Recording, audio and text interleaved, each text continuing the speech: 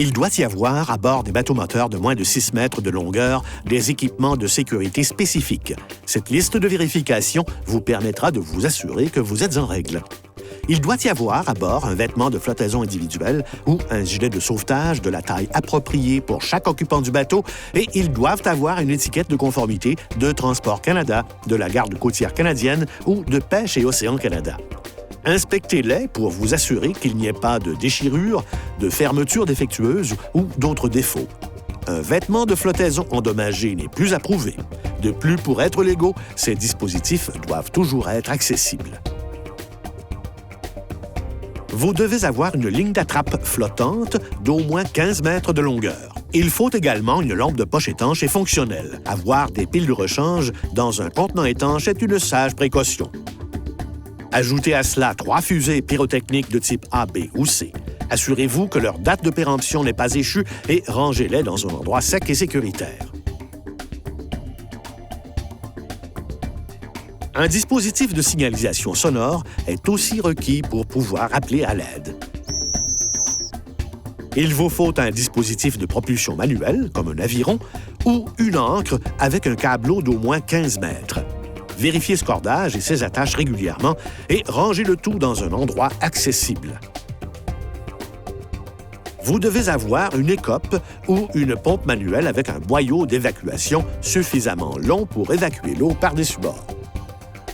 Quand vous naviguez dans un secteur que vous ne connaissez pas, vous devez avoir la carte marine la plus récente de ce secteur. Les publications nautiques, les avis aux navigateurs, les instructions nautiques, les livres des signaux et les tables des courants et marées peuvent être également requis. Si vous naviguez dans un secteur où il n'y a pas d'aide à la navigation, vous devez avoir un compas.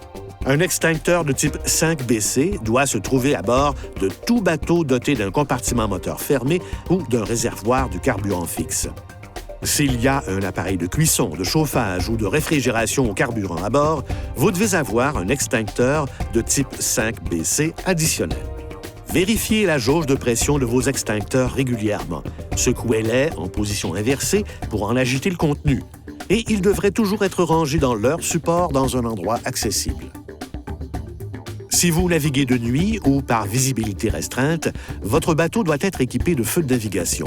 On peut leur substituer un fanal ou une lampe de poche émettant une lumière blanche. Les petites embarcations non métalliques qui naviguent dans des secteurs où le radar est en usage doivent avoir un réflecteur radar. Cependant, les bateaux de moins de 8 mètres n'y sont pas tenus pour des raisons pratiques ou si cela ne compromet pas leur sécurité. Les bateaux dont le franc-bord excède 50 cm, soit 1 pied 8 pouces, doivent être équipés d'un dispositif de remontée à bord, comme une échelle de plateforme de baignade ou une échelle amovible.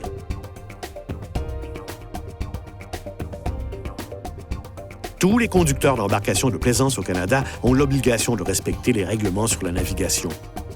Effectuez donc des vérifications de sécurité avant de partir pour vous assurer d'avoir tout l'équipement requis.